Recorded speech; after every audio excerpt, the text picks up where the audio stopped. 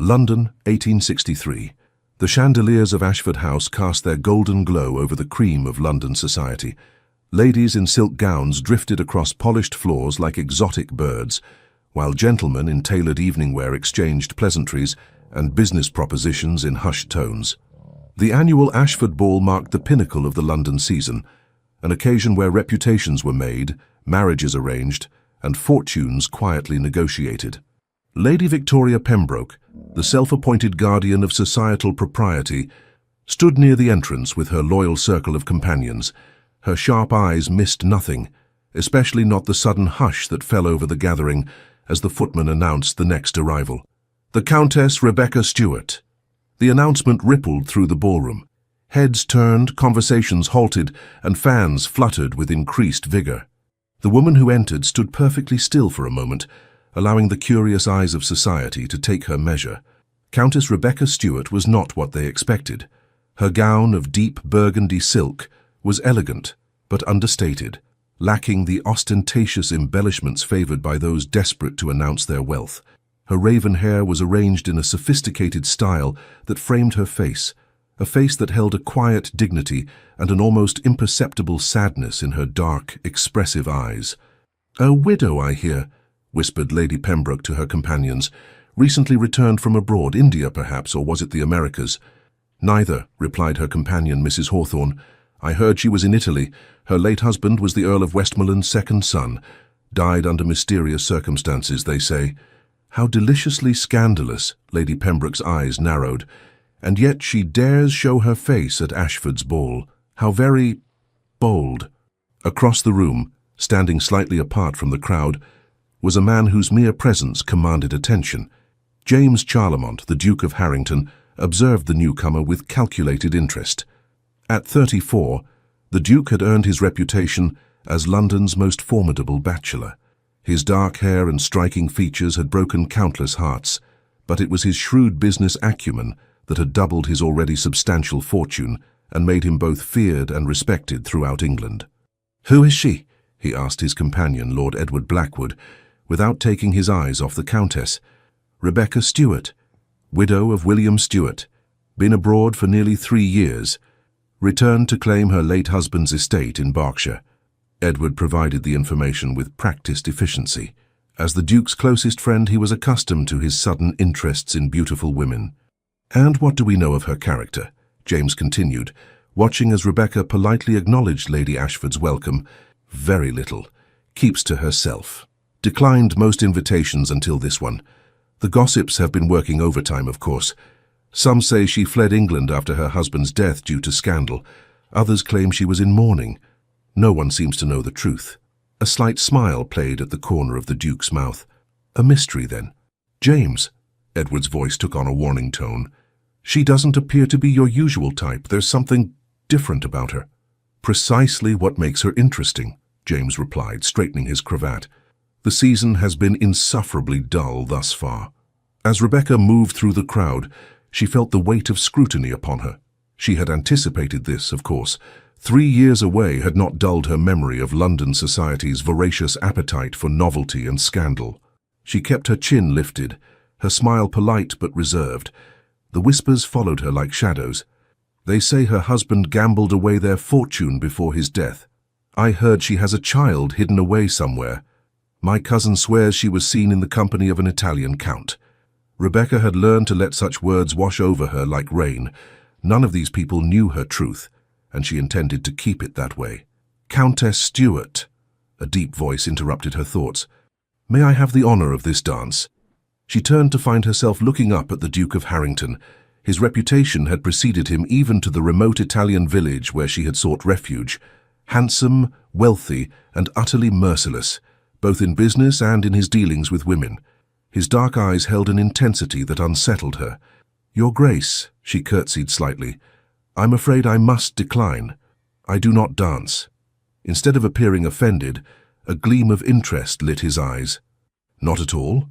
Or merely not with me?" "Not at present," she clarified, maintaining her composure. "I have only recently returned to society." "All the more reason to announce your return properly," he countered smoothly. "One dance, Countess. Surely your period of mourning allows for that small pleasure." Rebecca studied him, recognizing the practiced charm that had undoubtedly swayed many women before her. "My mourning is my own affair, Your Grace, as are my pleasures." She offered a smile that didn't quite reach her eyes. "If you'll excuse me." She moved away, leaving the Duke staring after her with undisguised surprise and growing fascination. In all his years navigating the marriage market, few women had ever declined his invitations, and none had done so with such unapologetic directness. From across the room, Lady Elizabeth Harwick observed the exchange with interest. As Rebecca's childhood friend, and one of the few people who knew the true circumstances of her time abroad, she had worried about her friend's return to London. Seeing her hold her own against the notorious Duke offered some reassurance. "You've made quite an impression," Elizabeth murmured when Rebecca joined her by the refreshment table. "Turning down the Duke of Harrington is practically unheard of." Rebecca accepted a glass of champagne. "I didn't come to London to become another conquest in his collection." "Why did you come back?" Elizabeth asked gently. "Your letters were always vague. You could have stayed in Italy forever." Rebecca's gaze drifted toward the tall windows, where rain had begun to streak the glass. It was time. One cannot run forever, even when running feels safer than standing still. She took a small sip of champagne. "Besides, there are matters concerning William's estate that require my attention." Elizabeth wanted to press further, but years of friendship had taught her when Rebecca's defences were firmly in place. Instead, she changed the subject. "Lady Pembroke has been watching you like a hawk all evening. I suspect you'll be the primary topic at her tea tomorrow." "Let them talk," Rebecca replied. "They'll tire of me soon enough when they discover I have no scandals to offer." But across the room, the Duke of Harrington had not taken his eyes off her. For the first time in years, he had encountered a woman who didn't immediately succumb to his charm, a woman who carried herself with quiet dignity rather than desperate coquetry.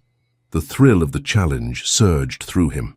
"Edward," he said to his friend, "find out everything you can about Countess Stuart. Everything." Lord Blackwood sighed. "James, perhaps this time you should simply leave well enough alone. She seems to value her privacy." The Duke smiled, his eyes never leaving Rebecca's profile. "Privacy is a luxury in our world, my friend, and I intend to know exactly what secrets she's keeping behind those remarkable eyes." As the evening progressed, Rebecca navigated the treacherous waters of society with careful precision. She answered personal questions with polite deflection and engaged in conversation only long enough to avoid appearing rude. When the clock struck 11, she made her excuses to Lady Ashford and prepared to depart. As her carriage was called, she felt a presence beside her in the entrance hall. "Leaving so soon, Countess?" The Duke had materialized at her elbow. "The night is still young." "For some, perhaps," she replied. "I find these gatherings rather taxing after so long away." He studied her face in the softer light of the hall. "Where exactly were you away to, if I might ask?" "You may ask, Your Grace, but that doesn't guarantee an answer." Her response was gentle but firm. The footman announced her carriage had arrived. As she prepared to leave, the Duke spoke again, his voice lower. "We shall meet again, Countess Stuart. London is surprisingly small when one knows how to navigate it." Rebecca met his gaze directly. "London is exactly as large or small as one wishes it to be, Your Grace. Good night." As her carriage pulled away from Ashford House, Rebecca finally allowed her carefully maintained composure to falter. She leaned back against the plush seat and closed her eyes. Her return to London had been necessary, but perilous. There were secrets she had buried in Italy, secrets that must remain there if she was to reclaim any semblance of a life in England. The Duke of Harrington's interest was an unforeseen complication. Men like him were dangerous not because of their cruelty, but because of their persistence. He would not stop until he uncovered whatever mystery he believed she harbored. "Home, my lady?" her driver called through the small window. Rebecca opened her eyes, gazing at the rain-slicked streets of London passing by. "Yes, Henry, take me home."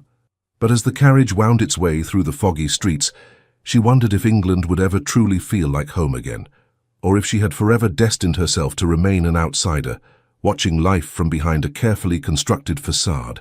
In his own carriage, the Duke of Harrington contemplated his next move. Countess Stuart presented a unique puzzle, one he was determined to solve. What he couldn't yet admit, even to himself, was that his interest went beyond his usual pursuit of conquest. Something in her eyes had reached past his carefully cultivated cynicism and touched a part of him he had long thought dormant. "Intriguing," he murmured to himself as London's misty landscape slipped by his carriage window. "Most intriguing indeed." The morning after the Ashford ball dawned grey and damp, a typical London day that seemed to mirror Rebecca's mood. She sat at the writing desk in her modest but elegant townhouse on Chester Street, reviewing correspondence that had accumulated during her absence. 3 years away had not diminished the obligations of her position, and William's estate matters had become increasingly complex. Her lady's maid, Sophie, who had accompanied her from Italy, entered with a tray of tea. "More invitations arrived this morning, my lady," Sophie announced, setting down the tray. "It seems your appearance at the Ashford ball has made quite an impression." Rebecca sighed, accepting a cup of steaming tea. "I had hoped to re-enter society quietly. If I may be so bold, my lady, that was perhaps an unrealistic expectation. A beautiful young widow with a countess title was never going to pass unnoticed." Rebecca smiled at Sophie's frankness. In Italy, their relationship had evolved beyond that of mistress and servant into something closer to friendship. The isolation of their small villa near Florence and the circumstances that had driven them there had dissolved many of the rigid barriers of English propriety. "Lady Elizabeth Harwick has invited you to tea this afternoon," Sophie continued, sorting through the invitations. "And Lady Pembroke has requested your presence at her musical evening tomorrow. I'll accept Elizabeth's invitation, of course, but I think I shall decline Lady Pembroke's. I've had quite enough scrutiny for 1 week." Rebecca picked up the letter from her solicitor. "I must visit Mr. Ainsworth today. There are matters regarding Briarwood that require my attention." Briarwood Estate had been William's family home in Berkshire, passed down through generations of Stuarts. After William's death, the property had fallen into legal limbo, partly due to her absence and partly due to William's substantial debts, which had only come to light after his passing. "Will you be claiming the estate, my lady?" Sophie asked, her voice careful. They both knew what returning to Briarwood would mean, facing the memories of her brief, troubled marriage. "I must. It's all that remains of William's legacy, and I owe it to his family name to restore it if possible." Rebecca set down her teacup with resolution. "Besides, I cannot stay in London indefinitely. The expense alone would be prohibitive." Later that morning, Rebecca's carriage brought her to the offices of Ainsworth & Son Solicitors, located in a respectable building near Lincoln's Inn Fields. Mr. Ainsworth, a gentleman in his 60s with kind eyes behind wire-rimmed spectacles, received her with evident relief. "Countess Stuart, what a pleasure to see you in person after all our correspondence. Please, take a seat." He gestured to a comfortable chair before his desk. "Thank you for seeing me on such short notice, Mr. Ainsworth. I'm eager to resolve the situation with Briarwood." The solicitor's expression grew serious as he retrieved a substantial file. "I wish I had better news, my lady. The estate's financial situation is even more precarious than we initially believed. The late Earl's debts were considerable." Rebecca had suspected as much. William had been charming and aristocratic, but his gambling habits had strained their marriage from the beginning. "How considerable?" "Without additional funds, I fear Briarwood may have to be sold to satisfy the creditors." The news, though expected, still struck her like a physical blow. "That cannot happen, Mr. Ainsworth. Briarwood has been in the Stuart family for 5 generations. I understand your attachment, but unless you can raise approximately £5,000 within the next 3 months, I see no alternative." Rebecca's mind raced. Her own modest inheritance from her father had sustained her in Italy, but it was nowhere near sufficient to cover such a sum. There must be some other solution. "There is one possibility," Mr. Ainsworth said hesitantly. "Lord Richard Stuart, your late husband's cousin, has expressed interest in the property. He has offered to clear the debts in exchange for ownership." "Richard?" Rebecca's surprise was evident. William's cousin had shown little interest in family matters during William's lifetime. "Why would he want Briarwood now?" "Coal, my lady. Preliminary surveys suggest there may be valuable deposits beneath the north pastures. Lord Richard has recently invested heavily in mining ventures." Rebecca felt a surge of indignation. "So he would turn a family estate into a coal mine?" "I believe that is his intention, yes. That is entirely unacceptable." She straightened her posture, her resolve hardening. I need time, Mr. Ainsworth. Surely we can delay the creditors somewhat. The solicitor looked sympathetic. I've already negotiated one extension. The most I can offer is 3 months, and that's only because your family name still carries some weight. But after that, he spread his hands in a gesture of helplessness. 3 months will have to suffice. Rebecca rose to her feet. Please draw up whatever papers are necessary to prevent Lord Richard from taking action in the meantime. I will find a way to save Briarwood. As she left the solicitor's office, Rebecca's mind was so preoccupied that she nearly collided with a tall figure on the steps. Countess Stuart, the familiar deep voice sent an unwelcome shiver down her spine. What a fortunate coincidence.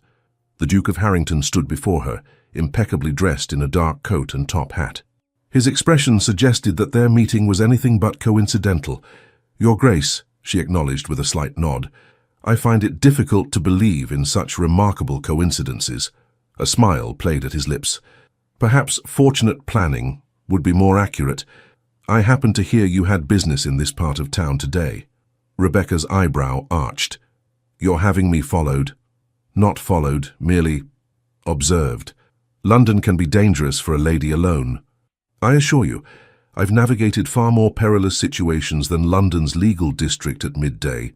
She attempted to step around him, but he moved slightly to block her path. I've been thinking about our conversation last night, he continued, undeterred. Or rather, our lack of proper conversation. I believe we started on the wrong footing. Did we? I thought I made my position quite clear. Indeed. Which is why I'm here to offer a truce. Allow me to escort you to Lady Elizabeth's tea this afternoon. Rebecca's surprise must have shown on her face, because his smile widened. Yes, I know of your invitation. Lady Elizabeth is my second cousin, though we rarely acknowledge the connection. How very thorough your observations are, she replied coolly. However, I must decline. I prefer to make my own way. The Duke studied her face, noting the tension around her eyes and the slight pallor of her complexion. You've received troubling news from your solicitor. It wasn't a question, and his perception unsettled her. My affairs are my own concern, Your Grace.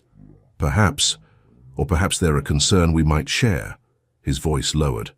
I have some experience with legal matters and substantial resources at my disposal. I could be of assistance. For a brief moment, Rebecca was tempted. £5,000 would be nothing to a man of his wealth. But she knew such help would come with expectations she was unwilling to meet. Thank you, but no. Good day, Your Grace. This time, when she moved to pass him, he stepped aside. You're an unusual woman, Countess Stuart, he called after her as she descended the steps. Most people in this city would jump at an offer of my assistance. Rebecca paused and looked back at him. Perhaps that explains why you find my refusal so intriguing. I imagine it happens rarely. She continued to her waiting carriage, feeling his eyes on her back. Once inside, she took a steadying breath. The Duke was dangerous, not just because of his reputation with women, but because he seemed to see through her carefully constructed facade. Such perception could lead to questions she couldn't afford to answer. Her driver turned toward Chester Street, but on impulse, Rebecca called out, "Change of plans, Henry. Take me to Paxton's bookshop on Oxford Street first." If she was to find a solution to her financial troubles, she needed information. Specifically, information about potential investments that might yield returns substantial enough to save Briarwood. And for that, she needed books on commerce and finance, subjects William had always dismissed as unsuitable for a lady's delicate mind. Meanwhile, the Duke of Harrington had other matters to attend to. In his study at Harrington House on Grosvenor Square, he received Lord Edward Blackwood's report on Countess Stuart. "She's the daughter of Admiral Charles Sinclair," Edward began, consulting his notes. "Mother died when she was young, educated at home by a series of governesses. Married William Stuart at 19, apparently a love match, though some suggest her father encouraged it due to financial difficulties after his retirement from the Navy." James listened intently, pacing before the fireplace. "And Stuart? What sort of man was he?" "Charming, well-liked, terrible with money, gambling debts primarily. Died in a riding accident 3 years ago at their country estate." "After which she immediately left England," James noted. "Why Italy, specifically?" Edward hesitated. "That's where things become unclear. She has no known family connections there. She took only her lady's maid and lived very quietly in a small villa near Florence. Few visitors, minimal correspondence. Almost as if she were hiding, James mused. Or mourning, Edward countered. Not everyone processes grief publicly. What about her financial situation? Precarious. Stuart left significant debts. The estate in Berkshire, Briarwood, is apparently at risk of being sold to satisfy creditors. She has a modest income from her father, but nothing that would save the property. James stopped pacing, his expression thoughtful. Interesting. And her reputation? Any scandals besides her hasty departure? None that I could uncover. By all accounts, she was a devoted wife despite Stuart's indiscretions. He was unfaithful, James's voice sharpened. Notoriously so, I'm afraid. It was something of an open secret in certain circles. This information stirred an unexpected feeling in James, something close to indignation on Rebecca's behalf. He dismissed it quickly. What of her activities in Italy? Surely a young, beautiful widow didn't live like a nun for 3 years.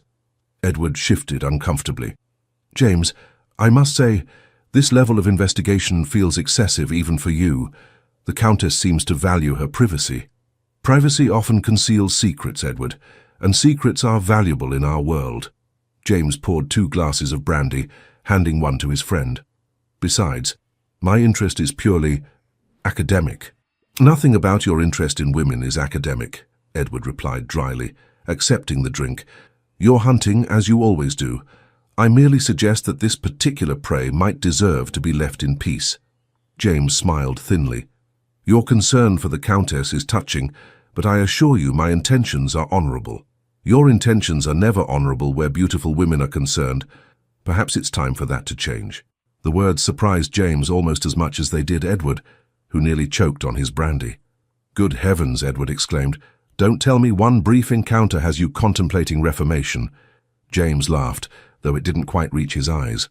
Hardly, but she presents a unique challenge, and I find myself curious about what lies beneath that composed exterior. Be careful, my friend. Some mysteries are better left unsolved. As the afternoon progressed, Rebecca found herself at Elizabeth's elegant home in Belgravia, where a small gathering of ladies had assembled for tea.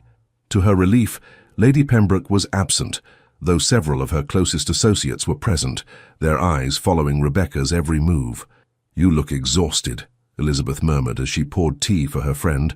Was your meeting with the solicitor that dreadful? Worse than I anticipated, Rebecca admitted quietly. Briarwood may be lost unless I can raise a substantial sum within 3 months. Elizabeth's expression grew concerned. How substantial? £5,000. Oh, Rebecca, Elizabeth set down the teapot. That's significant. Indeed. And to complicate matters, William's cousin Richard is circling like a vulture.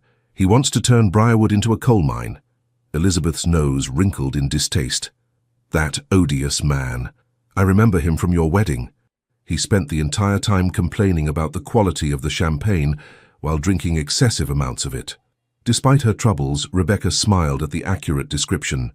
The very same. I cannot allow him to destroy William's home, Elizabeth. Whatever our marriage became, I owe his family legacy more respect than that. Perhaps you could find an investor, Elizabeth suggested. Someone who might advance the money in exchange for a share in the estate's future profits. That was my thought as well. I've purchased several books on finance and investment opportunities. There must be some venture that could yield sufficient returns in time. Elizabeth hesitated, then leaned closer. There is another option, though I hesitate to suggest it. At this point, I'm open to any possibility. Marriage, Elizabeth said simply. There are several eligible gentlemen who would consider £5,000 a small price for a countess of your beauty and breeding. Rebecca's teacup clattered against its saucer. I have no intention of marrying again, Elizabeth. Not for money, not for security, not for anything. The vehemence in her voice caused several nearby ladies to glance in their direction. Elizabeth lowered her voice further. I understand why you feel that way after William, but not all men are like him. Perhaps not, but I've had quite enough of placing my fate in a man's hands. Rebecca composed herself. Besides, who would want a wife with my complicated history? You underestimate your appeal, Elizabeth replied. Half the gentlemen at the Ashford ball couldn't take their eyes off you, including the Duke of Harrington. At the mention of the Duke, Rebecca's expression closed. That man is the last person I would ever consider. His reputation with women is certainly problematic, Elizabeth conceded, but he is obscenely wealthy, and by all accounts, brilliant in business matters. He's also arrogant, presumptuous, and entirely too used to getting his own way. Rebecca set down her cup with finality. No, Elizabeth, I will find another solution. As if summoned by their conversation, a commotion at the entrance to the drawing room announced a new arrival. The Duke of Harrington strode in, commanding the attention of every lady present. He made a beeline for Elizabeth, bowing gracefully. "Cousin Elizabeth, forgive the intrusion. I was passing by and thought I might pay my respects." Elizabeth's surprise was evident. "Cousin James, what an unexpected pleasure. You haven't graced my humble gatherings in— Has it been 2 years?" "An oversight I deeply regret," he replied smoothly, his eyes finding Rebecca. "Especially when you host such distinguished guests. Countess Stuart, we meet again." Rebecca inclined her head slightly. "Your Grace, what a remarkable coincidence. The second today." The spark of amusement in his eyes confirmed her suspicion that nothing about his appearance was coincidental. "May I join you, ladies?" Without waiting for an answer, he seated himself in the vacant chair beside Rebecca. Elizabeth, clearly torn between amusement and concern for her friend, excused herself to attend to her other guests, leaving Rebecca alone with the Duke. "You're being terribly obvious, Your Grace," Rebecca said quietly, her eyes on the gathering rather than on him. "Am I? How refreshing. I typically pride myself on subtlety. What do you want?" She turned to face him directly, keeping her voice low. "Because this persistent attention is becoming tiresome." Instead of taking offense, he smiled. "Direct and honest. I appreciate that quality. Very well, I'll be equally direct. I want to know you, Countess Stuart. The real you, not the carefully composed facade you present to society." His frankness caught her off guard. "Why?" "Because you intrigue me. You're not like the other women in our circle. You don't simper, you don't flirt, you don't angle for attention or advantage. It's, refreshing. Perhaps I simply have no interest in the games of the ton." "Precisely. And that makes you the most interesting person in London at present." He leaned slightly closer. "I also suspect you're in trouble and could use an ally." Rebecca stiffened. "As I told you earlier, my troubles are my own. Briarwood is in jeopardy," he stated bluntly. "You need £5,000 to save it from William's creditors and his cousin's mining ambitions." She stared at him, shock momentarily breaking through her composure. "How could you possibly know that?" "I make it my business to know things, Countess. Information is power in our world." His voice softened slightly. "I could help you." "In exchange for what?" Rebecca's tone was icy. "Nothing inappropriate, I assure you. Merely your company. Dinner, perhaps. Conversation. A chance to know the woman behind the mystery. And if that doesn't satisfy you, what then?" The Duke's expression grew serious. "Contrary to what you may have heard, I'm not in the habit of forcing my attentions where they're not welcomed. I'm proposing a business arrangement, nothing more. Unless, of course, you desire something more." Rebecca nearly laughed at his audacity. "You are remarkably sure of your appeal, Your Grace." "Not at all. I'm merely offering options." He glanced around the room, noting the curious eyes upon them. "You need a solution, and quickly. I can provide it, with no strings attached beyond the pleasure of your company." The offer was tempting, dangerously so. But Rebecca had learned the hard way that men's promises often came with hidden costs. "I appreciate your generous offer, but I must decline." For the first time, genuine surprise crossed the Duke's features. "For you would rather lose Briarwood than accept my help. That seems an excessive price for pride." "It isn't pride, Your Grace, it's experience." Rebecca rose to her feet. "I've learned the danger of becoming indebted to men who collect beautiful things. Now, if you'll excuse me, I should bid Elizabeth farewell." As she walked away, the Duke remained seated, his expression unreadable. What Rebecca couldn't know was that her refusal had accomplished what her beauty alone could not. It had ignited not just his interest, but his respect. And James Charlemont, Duke of Harrington, had never respected a woman before. Later that evening, as Rebecca sat alone in her study reviewing the financial books she had purchased, Sophie entered with a small package. "This was just delivered for you, my lady." The messenger said it was urgent. Rebecca opened the package to find a slim volume bound in green leather. The title read, Modern Investment Strategies for the Discerning Gentleman. Inside the cover was a handwritten note. Countess Stuart, since you prefer to make your own way, perhaps this might prove useful. Chapter 7. On Railway Investments is particularly illuminating. With respect for your independence, Harrington. Rebecca's first impulse was to close the book and return it immediately. But curiosity got the better of her, and she turned to Chapter 7. There, tucked between the pages, was a newspaper clipping about a new railway line being planned between London and Bristol, with shares being offered to initial investors. She studied the article carefully. The projected returns were substantial, and the timeline aligned with her needs.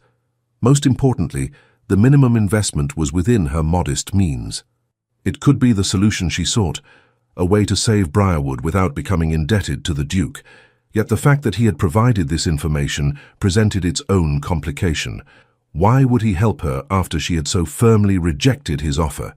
What did he truly want from her? As the night deepened outside her window, Rebecca contemplated the Duke's motives and her own precarious situation. Whatever game he was playing, she would have to proceed with extreme caution. Too much depended on her maintaining not just her independence, but her secrets. For what no one in London knew, what no one could ever know, was that Rebecca Stuart had left England 3 years ago not merely to escape gossip or to mourn a husband, but to hide a truth that could destroy everything she had left. The following weeks brought a subtle shift in the dynamic between Rebecca and the Duke of Harrington. Rather than pursuing her directly, he seemed content to observe from a distance, appearing at the same social functions, but approaching her only for brief, cordial exchanges. This change in tactics unsettled Rebecca more than his earlier persistence had. "He's planning something," she confided to Elizabeth as they browsed fabrics at a fashionable draper's shop on Bond Street. "This sudden restraint doesn't suit his character." Elizabeth examined a bolt of pale blue silk. "Perhaps he's simply respecting your wishes. Even James must occasionally behave like a gentleman. Men like the Duke don't retreat. They merely change strategies." Rebecca ran her fingers over a deep green velvet. "Besides, I received word that he's been making inquiries about my time in Italy." Elizabeth's hand paused mid-motion. "What sort of inquiries?" "Nothing specific according to my contacts, just questions about where I lived, who I associated with. Are you concerned about what he might discover?" Rebecca met her friend's concerned gaze. "You know why I must be cautious, Elizabeth." "Yes, but surely after 3 years, time doesn't erase certain complications." Rebecca lowered her voice further. "If the truth about those years became public knowledge, I would be ruined, and not just socially." Elizabeth squeezed her hand reassuringly. "Then we must ensure the Duke's curiosity is directed elsewhere. Perhaps if he believed you had another suitor. I have no interest in encouraging any suitors, real or imagined. It needn't be genuine, just a strategic diversion." Rebecca shook her head. "No more games, Elizabeth. I've had my fill of deception." The irony of this statement wasn't lost on either of them. Rebecca's entire return to London was built upon careful omissions and half-truths. Their conversation was interrupted by a familiar voice behind them. "Ladies, what a delightful surprise." The Duke of Harrington stood at the entrance to the shop, removing his hat in a gesture of respect. Beside him was Lord Edward Blackwood, who offered a polite bow. "Your Grace, Lord Blackwood." Elizabeth curtsied slightly, her smile diplomatic. "How unexpected to encounter you in a draper's shop." "Edward required some fabric samples for his sister's birthday gift," James explained smoothly. "I merely offered my company and aesthetic judgment." Lord Blackwood rolled his eyes good-naturedly. "His aesthetic judgment consists of declaring everything either acceptable or insufficient, with no further elaboration." Rebecca couldn't help but smile at this frank assessment, which seemed to please the Duke immensely. "Countess Stuart," he addressed her directly, "I trust you found the material I sent you informative." "Indeed, Your Grace, though I confess to some confusion about your motives in providing it." His expression revealed nothing.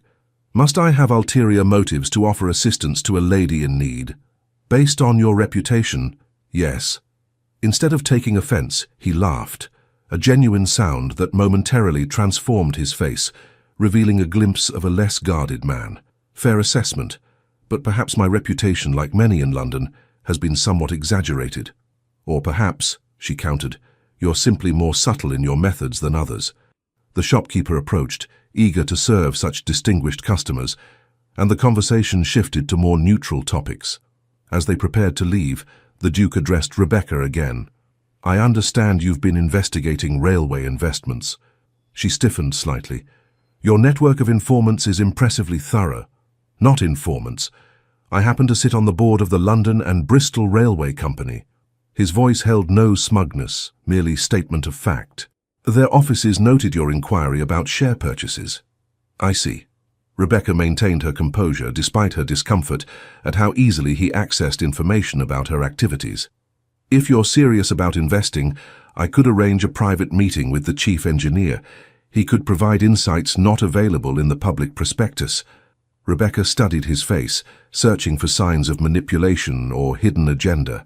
She found none, only what appeared to be genuine offer of assistance. "Why would you help me when I've consistently rebuffed your advances?" she asked directly.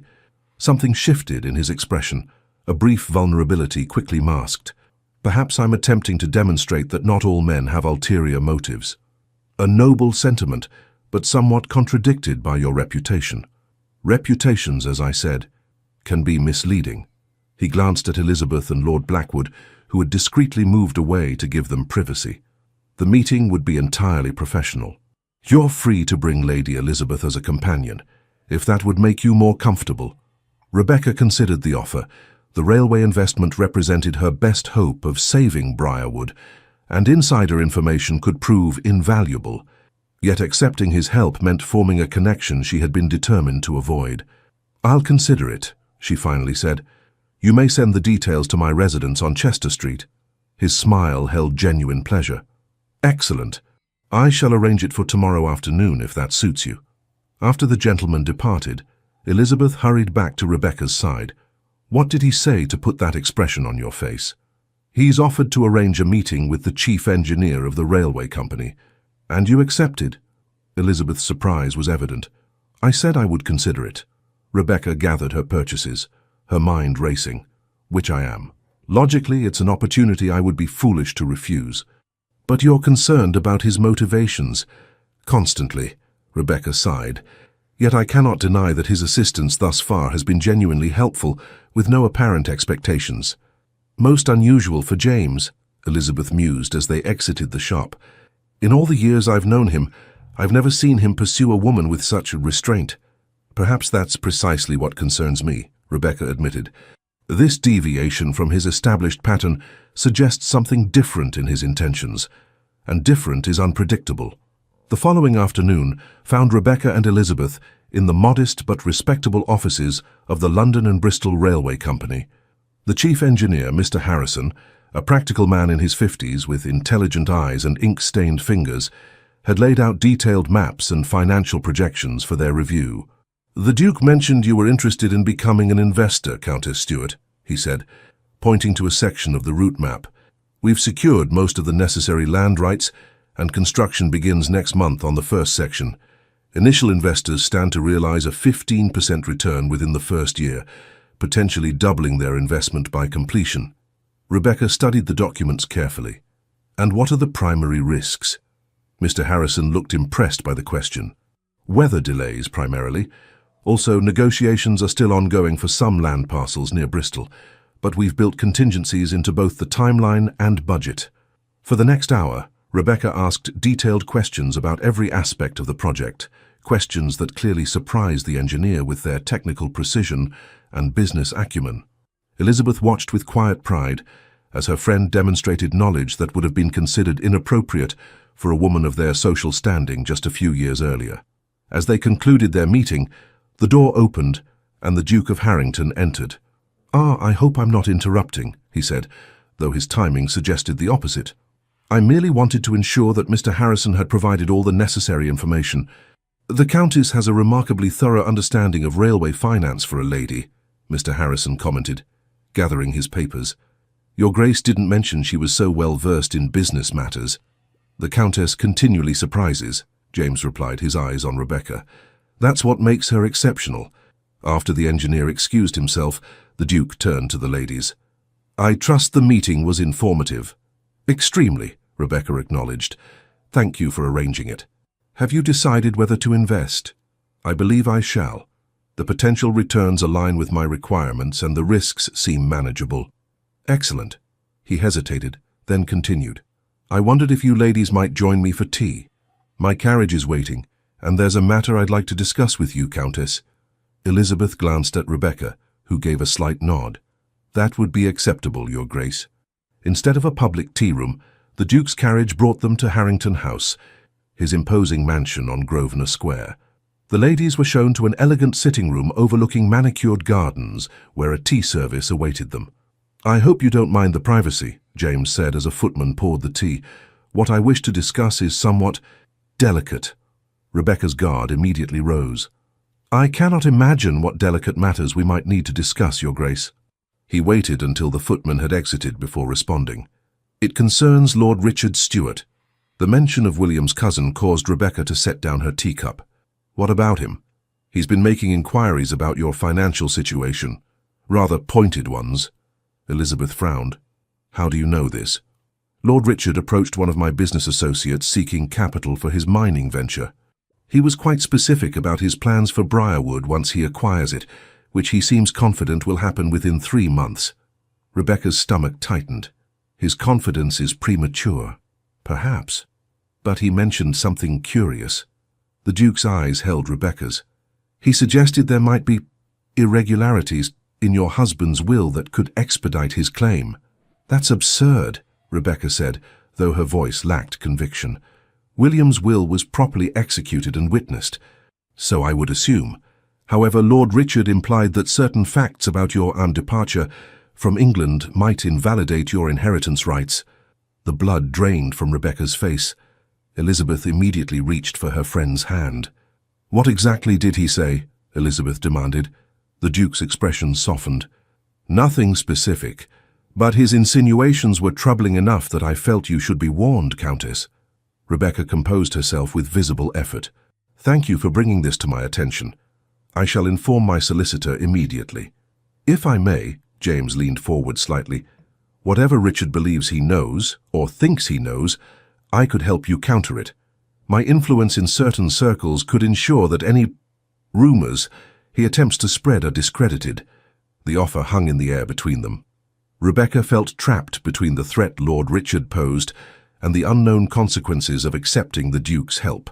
Why? She finally asked. Why involve yourself in my troubles? What do you gain? For a moment, James seemed genuinely at a loss for words, an unusual state for a man known for his verbal facility. I'm not entirely certain, he admitted with surprising candor. Initially, I confess it was curiosity, then challenge, but now... He paused. Now I find myself concerned for your welfare in a way that exceeds mere interest or amusement.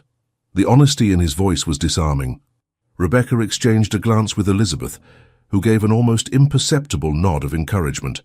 I appreciate your concern, Your Grace, but I've learned through bitter experience that accepting help often comes with unexpected costs.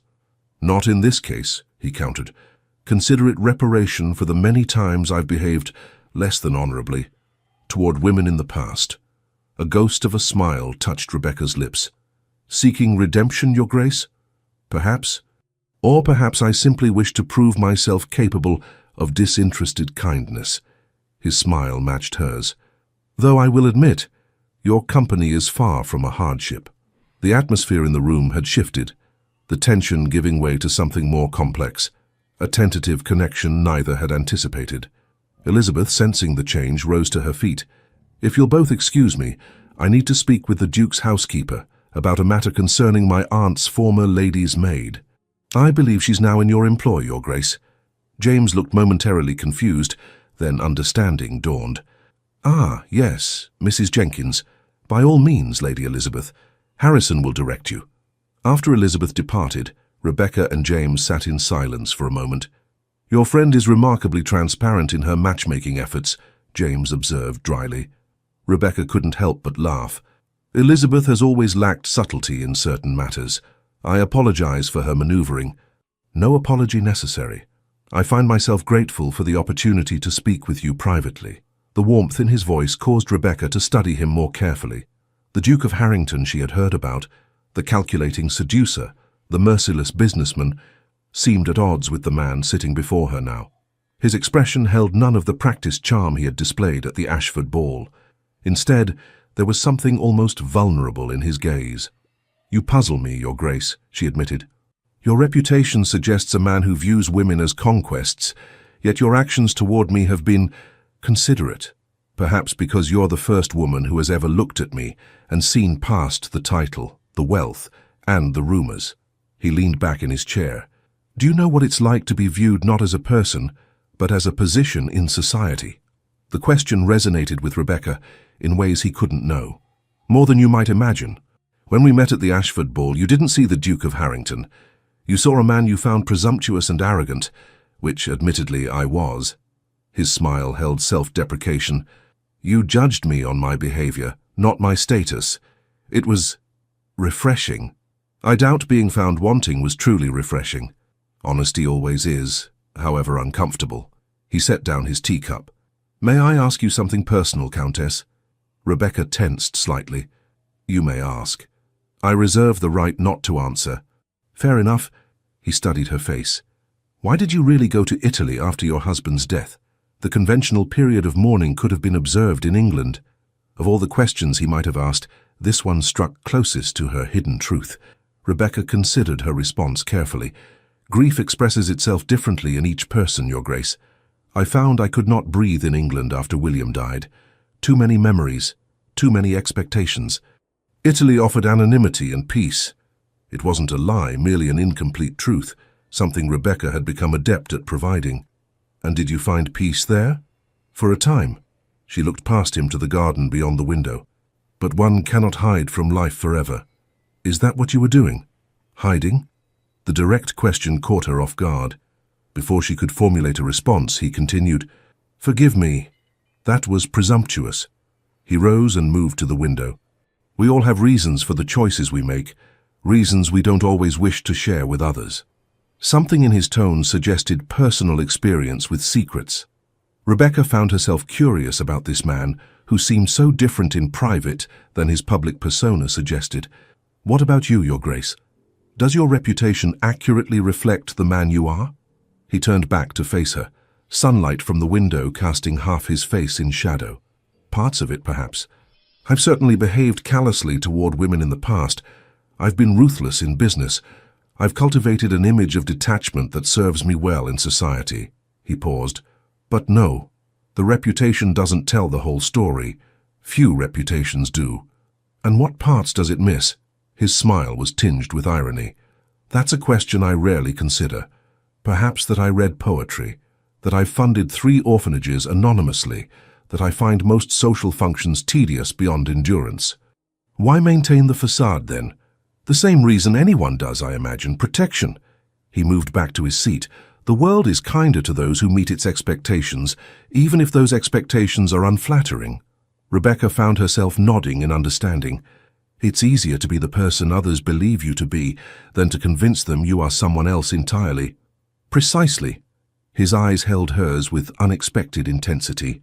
"Though occasionally one meets someone who makes them wish to be seen for who they truly are." The implication hung in the air between them. Rebecca felt a curious fluttering in her chest, something she had not experienced since before William's betrayals had hardened her heart. "I should find Elizabeth," she said, rising abruptly. "We've imposed on your hospitality long enough." James stood as well. "Before you go, I want to make something clear about Richard Stewart. Whatever he believes he knows or can prove, I can help you counter it. No expectations, no conditions." "Why would you do that?" "Because I believe you deserve better than to be at the mercy of a man like Richard." His voice was earnest. "And because, despite what society may think of me, I am capable of simple human decency." Rebecca wanted to believe him.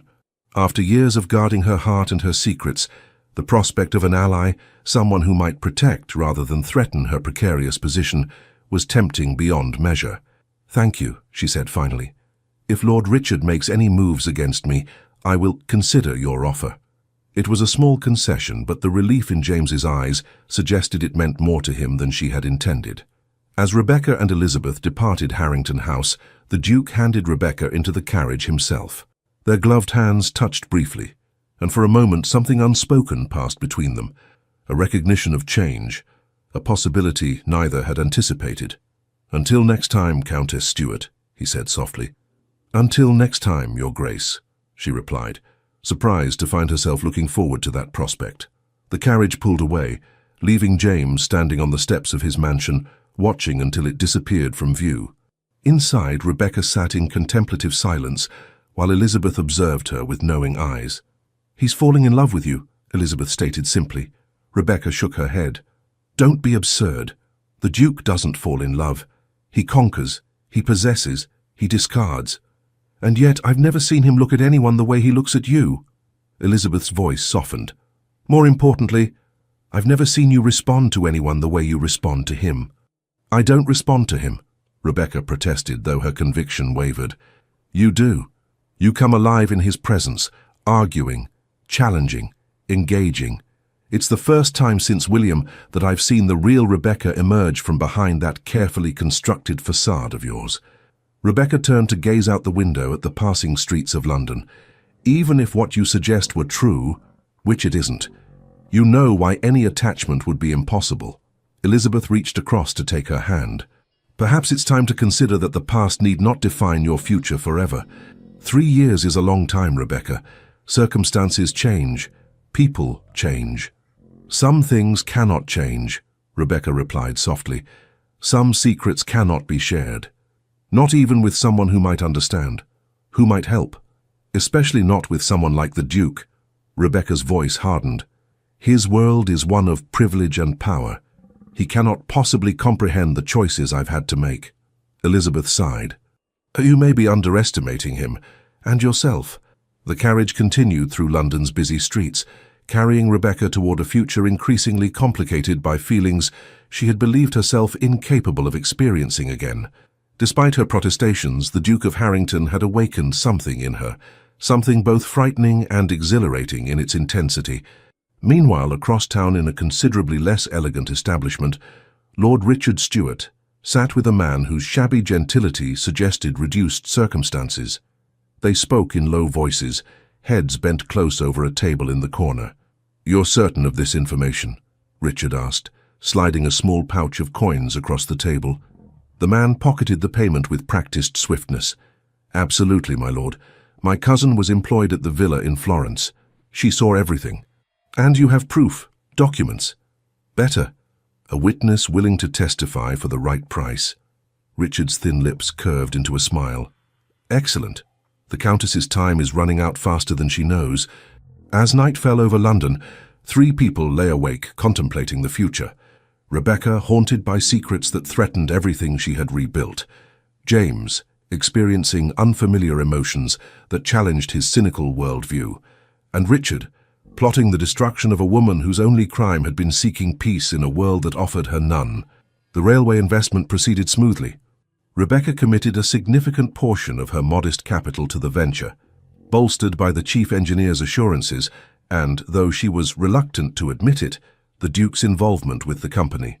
Over the following weeks, preliminary reports indicated that construction was advancing ahead of schedule, increasing the likelihood of substantial returns. During this time, Rebecca found herself encountering the Duke with increasing frequency, sometimes by apparent coincidence, sometimes by mutual friends' arrangements. Each meeting deepened the connection between them, a connection that increasingly troubled and intrigued her in equal measure. "You're developing feelings for him," Elizabeth observed one afternoon as they walked through Hyde Park. "Don't bother denying it. I've known you too long to be deceived by that serene expression." Rebecca adjusted her parasol against the spring sunshine. "I find him less objectionable than I initially believed. That's hardly a declaration of affection." Elizabeth laughed. "For you, that practically is a declaration. You've built such walls around your heart these past years that even acknowledging someone as less objectionable is remarkable progress. The walls exist for good reason. They did once. I'm not certain they still do." Elizabeth glanced sideways at her friend. "He asked about you again yesterday when he called on Frederick." Rebecca tried to appear indifferent. "What did he want to know?" "Whether you enjoy the theatre. Apparently he has access to a private box for the new production at the Royal Opera House tomorrow evening." "And what did you tell him?" "The truth, that you adored the theatre before your marriage, but haven't attended since your return from Italy. Elizabeth paused. I also mentioned that you particularly enjoyed Mozart. Rebecca sighed. You're incorrigible. I prefer helpful. Elizabeth's expression turned serious. He'll invite you, Rebecca, and I think you should accept. Why? So London society can speculate about another conquest for the notorious Duke? No, because I haven't seen you truly smile in 3 years except when you speak of him. Elizabeth took her arm. You deserve happiness, my dear friend. Despite what you may believe, you are not condemned to solitude forever because of the past. Rebecca wanted to protest, but found she lacked the conviction. The truth was, her feelings for James had evolved beyond her control or expectations. Despite her best efforts to maintain emotional distance, she found herself anticipating their meetings, replaying their conversations, wondering about the man behind the ducal facade. That evening, a messenger delivered a small package to her home. Inside was a leather-bound copy of Mozart's The Marriage of Figaro, with a note in now familiar handwriting. The Royal Opera House, tomorrow at 7. I'll send my carriage if you wish to attend. No expectations beyond the pleasure of your company and the beauty of Mozart. Yours, James. The use of his given name rather than his title struck Rebecca as significant, an invitation to greater intimacy that both alarmed and thrilled her.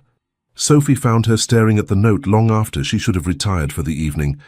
A pleasant message, my lady, the maid inquired, preparing Rebecca's nightclothes. An invitation to the opera, Rebecca replied absently. From the Duke of Harrington. Sophie paused. Will you accept? I shouldn't. That doesn't answer my question. Sophie's tone held the familiarity born of their years together in Italy, where conventional mistress-servant boundaries had blurred. Rebecca looked up at her faithful companion. What would you do, Sophie? I think, my lady, after everything you've endured, you deserve an evening of beauty and pleasure without guilt or fear. Sophie began brushing out Rebecca's dark hair. The Duke seems genuinely taken with you. Is it so impossible that his interest might be honourable? Based on his history, yes. Yet even as she said it, Rebecca knew she was being unfair. The James she had come to know over recent weeks was far more complex than his reputation suggested. People change, my lady. Sophie's voice was gentle. Sometimes due to circumstances, sometimes due to meeting someone who makes them want to be better than they are. The following evening, after hours of indecision, Rebecca found herself stepping into the Duke's carriage. She had chosen a gown of deep blue silk that complemented her dark hair and pale complexion, elegant but not ostentatious. The Duke was waiting at the entrance to the opera house, his tall figure distinguished in formal evening attire. His expression when he saw her approaching contained none of the practiced appreciation he might offer any beautiful woman, but rather a genuine pleasure that transformed his features. You came, he said simply, offering his arm. Mozart is difficult to resist, she replied with a small smile. And am I also difficult to resist? The question was posed lightly, but his eyes were serious. Increasingly so, much to my consternation. He laughed, delighted by her honesty. I find your consternation far more flattering than false enthusiasm. As he escorted her to his private box, Rebecca was acutely aware of the curious glances and whispers that followed them. The Duke of Harrington with the mysterious Countess Stuart would provide gossip for weeks. People are staring, she murmured. Let them. I've endured their speculation for years. It becomes background noise eventually. The private box offered both excellent views of the stage and welcome seclusion from prying eyes. As the orchestra began the overture, Rebecca found herself relaxing for the first time in days. Music had always been her refuge, the one pleasure that transported her beyond her troubles. James watched her more than the performance, captivated by the genuine emotion that played across her features. This was Rebecca unguarded, responding to the beauty of Mozart's creation with an openness she rarely displayed in society. During the intermission, he procured refreshments, and they remained in the box, avoiding the social mingling in the lobby. You're different when you listen to music, he observed, more in present. Rebecca smiled. Music speaks truth in a way words seldom manage. There's no deception in a perfect aria, no hidden motives in a beautiful melody. Unlike most people, she amended, though I'm beginning to believe there may be exceptions. He met her gaze directly. I would like to be an exception in your eyes." The honesty of the statement caught her off guard. Before she could respond, the orchestra began tuning for the second act, saving her from having to articulate feelings she wasn't ready to acknowledge. As the performance concluded and applause filled the opera house, James turned to her. "Would you consider taking a short walk before returning home? The night is unusually mild for spring." The request was innocent enough, yet Rebecca hesitated, knowing that prolonging their evening meant lowering her defenses further. "Just to the gardens behind the opera house," he clarified, sensing her reluctance. "Well within the bounds of propriety." "Very well," she agreed. A short walk. The gardens were illuminated by strategically placed lanterns, creating pools of golden light among the shadows. A few other patrons strolled the pathways, providing the minimum chaperonage required by society's standards while allowing private conversation. "Thank you for joining me tonight," James said as they walked. "I've attended countless performances in that box, but never truly enjoyed one until seeing it through your eyes. You're a flatterer, Your Grace." "James," he corrected gently, "and it's not flattery if it's true." They paused beside a small fountain whose waters caught the moonlight in silver ripples. "May I ask you something personal?" he ventured. Rebecca tensed slightly but nodded. "Were you happy in your marriage? Before—" he hesitated. "Before whatever happened that sent you to Italy?" The directness of the question caught her off guard. Most people in their circle would never address such a topic so plainly. "Initially," she answered after a moment, "William was charming, attentive. He made me feel cherished. But it changed." "How?" Rebecca considered how much to reveal. "He had gambling debts I didn't know about when we married. As they mounted, he became desperate, then reckless. He began drinking heavily, staying away for days at a time." She paused. "There were other women, many of them. He made no particular effort to be discreet." James's expression darkened. "He was a fool." "He was troubled," Rebecca corrected, "and I was naive. I believed love could overcome any difficulty. And now I believe that love, while powerful, is not always sufficient. It requires honesty, respect, and trust to survive." She looked up at him. "Qualities I suspect you understand the importance of, despite your reputation suggesting otherwise." He was silent for a moment, his expression thoughtful. "My reputation as a seducer is not entirely undeserved," he finally said. "I've treated women as conquests, as temporary amusements. I've been careless with feelings and callous in my dismissals. Why are you telling me this? Because I want you to know who I was, so you can appreciate who I'm trying to become." His voice lowered. "Because when I'm with you, I find myself wanting to be worthy of the way you look at me when you forget to be guarded." The confession, so unexpected and sincere, stirred emotions Rebecca had long suppressed. For a moment she allowed herself to imagine what it might be like to trust again, to open her heart to this complex man who seemed as surprised by his feelings as she was by hers. "James," she began, but was interrupted by a voice calling her name. "Countess Stuart, what a delightful surprise." Lord Richard Stuart approached from the main path, his thin smile failing to reach his cold eyes. Rebecca instinctively stepped back, creating distance between herself and James. "Lord Richard," she acknowledged stiffly, "I didn't realize you were a patron of the opera." "Occasionally, though I find I'm drawn more to the dramatic performances outside the theatre." His gaze shifted meaningfully between her and the Duke. "Your Grace, I don't believe we've been formally introduced. Richard Stuart, cousin to the late Earl of Westmoreland." James's expression revealed nothing as he inclined his head slightly. "Lord Richard, the Countess has mentioned you." "All good things, I hope." Richard's smile widened. "Though I imagine our dear Rebecca has many stories she prefers not to share, particularly about her time in Italy." The implied threat was unmistakable. Rebecca felt cold dread settling in her stomach. "The weather has turned chilly," she said, pulling her shawl closer around her shoulders. "I believe it's time I returned home." "Of course," James responded immediately, offering his arm. "Lord Richard, if you'll excuse us." Richard bowed with exaggerated courtesy. "By all means. Though, Countess, we really must arrange a time to discuss family matters. I've recently acquired some information about Briarwood that might interest you." "My solicitor handles all matters related to the estate," Rebecca replied coldly. "This is rather more personal than legal." Richard's eyes gleamed with malice. "Family secrets, you might say." James felt Rebecca's hand tighten on his arm. "Good evening, Lord Richard," he said with finality, steering Rebecca toward the main entrance where his carriage waited. Once they were safely inside the vehicle, Rebecca released a shaky breath. "I apologize for that unpleasant encounter." "No apology necessary." James studied her pale face with concern. "He was deliberately trying to intimidate you. May I ask why?" Rebecca turned to look out the window, unwilling to meet his eyes. "As I mentioned before, he wants Briarwood. He believes he has a stronger claim to it than I do." "Based on what?" "Legal technicalities, I assume." The lie tasted bitter on her tongue. James was silent for a moment. "Rebecca," he said finally, using her given name for the first time aloud, "I cannot help you if you won't trust me with the truth."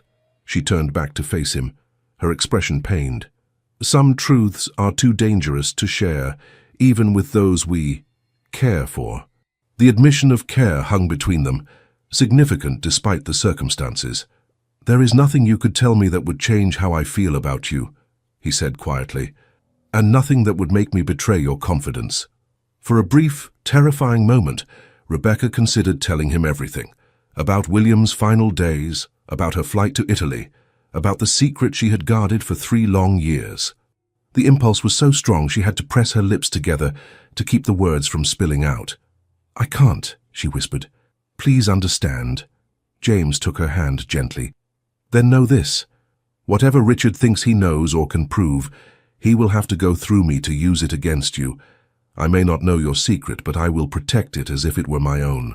The promise, delivered with such conviction, brought unexpected tears to Rebecca's eyes. She had been alone with her burden for so long that the prospect of having an ally, even one who didn't know what he was defending, was overwhelming. "Thank you," she managed, her voice barely audible. They rode in silence for the remainder of the journey, hands still joined, each lost in thoughts of what had been said and what remained unspoken. When the carriage stopped at her townhouse, James escorted her to the door. "Despite Lord Richard's interruption, I hope you enjoyed the evening," he said. "I did." Rebecca found herself reluctant to part from him. The opera was magnificent, as was the company. His eyes held hers for a long moment. "May I call on you tomorrow? Perhaps a drive in the park if the weather permits." The proper response would be to decline, to retreat behind the walls she had built so carefully. But something in her rebelled against caution, against the loneliness that had been her companion for too long. "Yes," she said simply, "I would like that." His smile was like sunrise breaking through clouds. "Until tomorrow, then." He raised her gloved hand to his lips briefly, then returned to his carriage. Rebecca watched until it disappeared around the corner, her mind and heart in turmoil. Inside, Sophie was waiting to help her undress. "How was the opera, my lady?" "Beautiful," Rebecca replied absently, her thoughts elsewhere. "And the Duke?" Rebecca met her maid's knowing gaze in the mirror. "Unexpected, Sophie, in every possible way." As she prepared for bed, Rebecca knew she had reached a crossroads. Her feelings for James had grown beyond her ability to deny or control them. Yet her secret stood between them like an invisible wall, a wall that would crumble to dust if Richard Stuart had his way. The question that haunted her as she drifted into uneasy sleep was whether James's professed feelings would survive the revelation of her past. For the first time in years, Rebecca found herself hoping, against all experience and reason, that love might indeed be stronger than deception, stronger even than the truth she had fled to Italy to hide. The following days brought a subtle shift in Rebecca's relationship with James. Their drive in the park led to tea at Lady Elizabeth's home, which led to attendance at a small musical evening, which led to a private tour of his extensive library at Harrington House. Each encounter deepened their connection, drawing them into a closeness that both exhilarated and frightened Rebecca. London society observed this developing attachment with avid interest. The notorious Duke of Harrington, pursuing a mysterious widow with apparent seriousness, provided fodder for endless speculation. "They say he's completely transformed," Lady Pembroke informed her circle of gossips over tea. "No other women, no gambling, scarcely any time at his club. It's most unnatural." Perhaps he's finally met his match, suggested Mrs. Hawthorne, though what he sees in her is beyond my comprehension. A widow with questionable connections and a failing estate hardly seems suitable for a duke. There must be something extraordinary about her we don't perceive, mused another lady. Or perhaps it's merely a more elaborate game than his usual pursuits. These rumors inevitably reached Rebecca, who tried to dismiss them, but found herself increasingly troubled by the public nature of their relationship. When James called upon her one afternoon in early May, she expressed her concerns. "People are talking, James." She paced the small drawing room of her townhouse. "Your reputation makes their assumptions particularly unsavory." He watched her from his seat by the window. "Does it matter what they think?" "Of course it matters. My position in society is already precarious. I cannot afford scandal." "Then give them something else to talk about," he suggested, his expression thoughtful. "Something that would silence the worst of the speculation." Rebecca paused in her pacing. "What do you mean?" James rose and crossed to stand before her. "Let me court you properly, Rebecca, openly, with honorable intentions." Her heart seemed to stop momentarily. "You cannot be serious." "I've never been more serious about anything in my life." His voice was steady, his gaze unwavering. "These past weeks have shown me what I never believed possible, that there exists a woman who sees me as I truly am and challenges me to be better than I have been." "James, you don't know me. Not truly. There are things in my past that would make you reconsider such feelings. Do you imagine my past is unblemished?" He took her hands in his. "I've told you about the man I was before I met you. I've made no secret of my failings, yet you've seen beyond them to who I am trying to become." Rebecca gently withdrew her hands. "My secrets are not mere failings, James. They are complications that would affect any future we might contemplate. Then share them with me. Let me decide for myself what I can accept."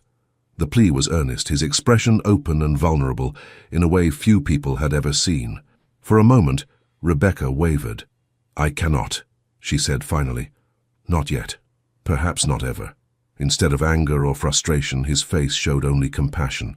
"Then I will continue to earn your trust until you can. But my feelings will not change, Rebecca, and my offer of courtship stands."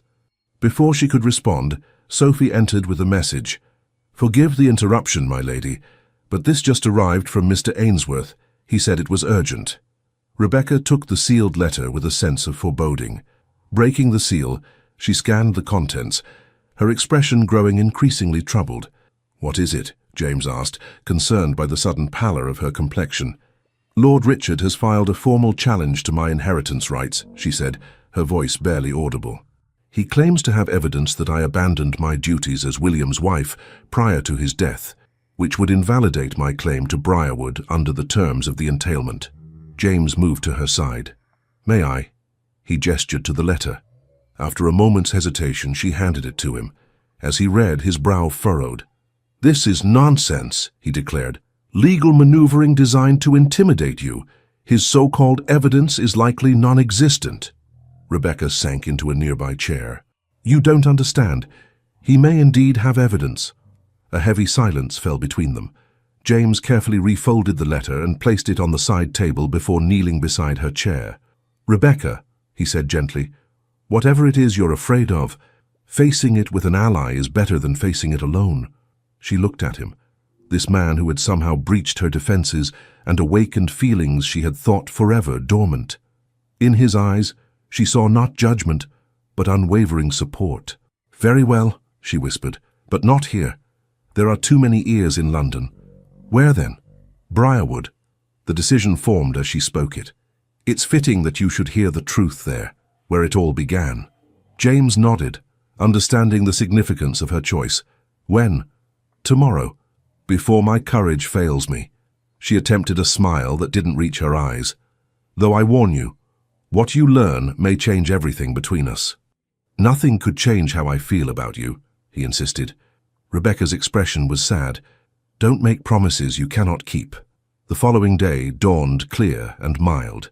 James had arranged for his private carriage to convey them to Berkshire, with Elizabeth accompanying them as propriety demanded.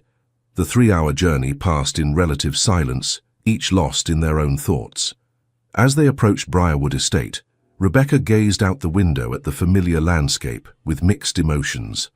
The rolling hills and ancient oak trees had once represented home and hope. Now they stood as silent witnesses to the collapse of those dreams. The house itself, a substantial Georgian manor of weathered stone, looked shabbier than she remembered. 3 years of minimal maintenance had taken their toll on the once pristine estate. "It's lovely," Elizabeth remarked as the carriage wound up the long drive. "A bit neglected, perhaps, but the bones are beautiful." "It was magnificent when I first came here as a bride," Rebecca said softly. "William took great pride in the grounds, if not in the financial management of the estate." James observed the property with a critical eye. "With proper investment, it could be restored relatively quickly. The structural elements appear sound." As the carriage stopped before the main entrance, an elderly man in the formal attire of a butler emerged from the house. "Mr. Simmons," Rebecca greeted him warmly as she alighted from the carriage. "How good to see you again." The butler bowed deeply. "Welcome home, my lady. We've prepared the main rooms as you requested, though I fear you'll find them not up to their former standard." "I'm sure they'll be perfectly adequate," she assured him. "May I present His Grace, the Duke of Harrington, and Lady Elizabeth Harwick?" Simmons bowed again, his expression revealing nothing of what must have been considerable surprise at her distinguished guests. "Refreshments have been laid in the drawing-room, my lady. Mrs. Collins has prepared luncheon for 1 o'clock. The interior of Briarwood confirmed James's assessment, structurally sound but showing clear signs of financial constraints in its maintenance. Faded fabrics, worn carpets, and empty spaces where valuable items had once stood told the story of William Stuart's financial mismanagement. After a brief refreshment, Elizabeth tactfully suggested she might like to explore the gardens, giving Rebecca and James the privacy their conversation required. When they were alone in the drawing-room, Rebecca moved to the window overlooking the south lawn. "I came to Briarwood as a bride of 19, she began without preamble. "My father had recently died, leaving me with a modest inheritance but no home of my own. William seemed like everything I could have wished for, handsome, charming, from a respectable family." She paused. "I was so desperately in love with him." James remained silent, giving her space to tell her story in her own way. "The first year was wonderful, or so I believed. I later discovered that even then he was gambling away his inheritance and accumulating debts. By our second anniversary, creditors were calling regularly. William began to stay away for days, sometimes weeks. When he returned, he often brought friends, men whose company I found distasteful." She turned from the window to face James. "One night, after a particularly disastrous evening at the gaming tables, William came home in a rage. He'd lost an enormous sum to Lord Richard, money he didn't have. Richard came with him, demanding payment." Her voice faltered. "William offered him an alternative form of payment." James's expression darkened as understanding dawned. "He offered you?" Rebecca nodded, the memory still painful despite the passage of time. "Not directly, of course. He suggested Richard stay as our guest, placed him in the bedroom adjoining mine, and then announced he had urgent business in London. Before he left, he told me to be hospitable to his cousin. His meaning was unmistakable. What did you do?" "I locked my door and did not emerge until William returned 3 days later. Richard was furious, of course. He felt cheated of his compensation." Her voice was bitter now. "William beat me for my disobedience. It was the first time, but not the last." James's hands clenched into fists, his jaw tight with anger on her behalf. "The blackguard," he muttered. "Had he lived, I would have called him out for such treatment." Rebecca gave a sad smile. "Dueling wouldn't have changed his nature. Nothing could." She moved to sit on a faded settee. "After that night, our marriage became a prison. William drank heavily and was often violent. He brought women into our home, sometimes serving maids, sometimes women from the village, occasionally ladies of his acquaintance who had no more morals than he did. Why didn't you leave him? Seek protection from family or friends?" "I had no family left. And divorce was unthinkable for a woman of my position. I would have been utterly ruined. Besides, William made it clear that if I attempted to leave, he would ensure I was declared mentally unstable and confined to an asylum." She met James's gaze directly. "So I endured, until one night when endurance became impossible. This was it, the moment of truth she had dreaded and postponed. Rebecca took a deep breath. William had lost heavily again. He returned home drunk and in a vicious temper. Sophie was bringing my evening tea when he burst into my room. She swallowed hard. He began to beat me with his riding crop. When Sophie tried to intervene, he struck her as well. Something in me broke, James. Years of fear and humiliation culminated in that moment. I grabbed a heavy silver candlestick from my dressing table and struck him. James's expression was grim, but not judgmental. Self-defense is no crime, Rebecca. It became one when he fell, striking his head on the marble fireplace hearth. Her voice was barely a whisper now. He died instantly. The silence that followed her confession seemed to stretch endlessly. Rebecca couldn't bear to look at James, certain she would see horror or disgust in his eyes. "What happened then?" he finally asked, his voice carefully neutral. Sophie and I panicked. We knew that even with the years of abuse, I would likely be charged with murder. William had been careful to limit his violence to times when there were no witnesses beyond the servants, who would not be considered reliable against a peer's word, and he had friends in influential positions who would ensure I received no mercy. She rose and began pacing, relieving the tension that had built within her. We made a desperate decision. William had been planning to go riding early the next morning. We dressed him, carried him to the stables and arranged for him to be found on the grounds, as though he had been thrown from his horse and suffered a fatal head injury. And no one questioned this. The local doctor had treated William for injuries from falls before. He was a notoriously reckless rider, especially when drunk, and the head injury was consistent with such an accident. She paused. But we were terrified that someone might discover the truth. So after the funeral, I claimed I couldn't bear to remain at Briarwood with its memories. We fled to Italy, where no one knew us or our circumstances. James was silent for a long moment, absorbing the full weight of her confession. Rebecca waited, her heart pounding for his judgment. "So this is the secret Richard believes he has uncovered," he finally said. "Yes. If he can prove that William died by my hand rather than by accident, I would lose all claim to Briarwood. More importantly, I could be tried for murder." She looked at him directly now. "Do you understand now why I said your feelings might change when you knew the truth?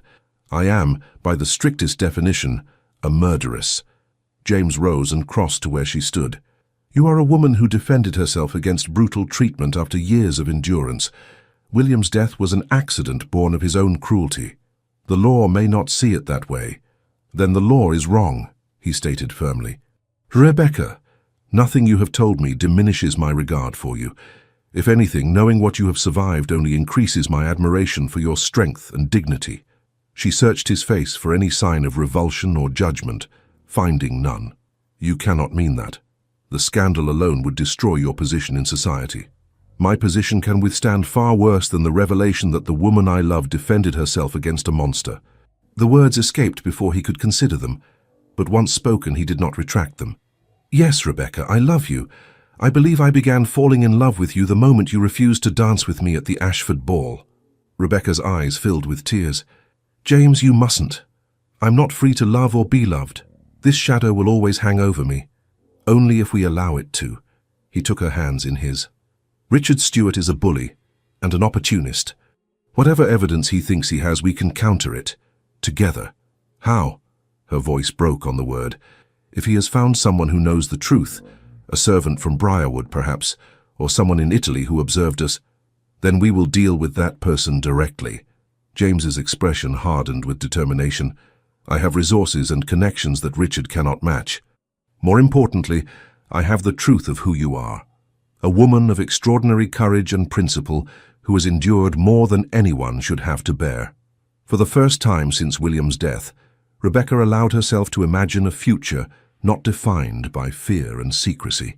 The possibility of happiness, of love, with this man who stood before her, offering not judgment, but protection and understanding, seemed almost too precious to contemplate. "I don't deserve such loyalty," she whispered.